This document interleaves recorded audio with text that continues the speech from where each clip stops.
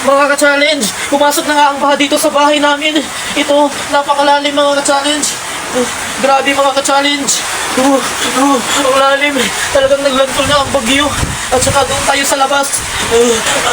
Total, waterproof lang yung cellphone natin. Ipapakita ko sa inyo kung gaano kalakas ang hangin at saka ang lalim pa ng baha.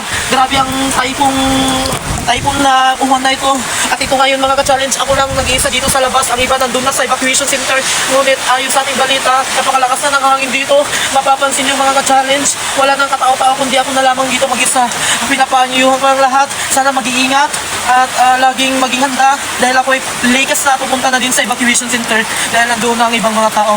Sana mag-iingat ang lahat ng mga lugar na nasalanta ng bagyo ngayon at na nararanasan natin ngayon ng bagyong uwan. And finally mga ka-challenge, wala nang ulan, ngunit napapansin natin na hindi pa maganda yung panahon, maulap pa rin. At ito ang naging epekto at naging pinsalan na iwan ni bagyong uwan na tumba yung bayabas namin. Sobra talaga na lakas ng hangin at baha. At ito yung kudal, no, natumba din. Yung may bahay pa rin, taga hanggang binti pa yan na tubig. Kanina ang lalim hanggang dibdib. Diba nakita nyo sa first video ko hanggang dibdib? Talagang napakalalim kanina yung baha. Buti na lang wala nang ulan at medyo may hangin pa rin. Pabugso-bugso yung hangin. Huwag tayo pakakampante mga ka-challenge dahil hindi pa nakakaalis ng bansa si bagyong uwan.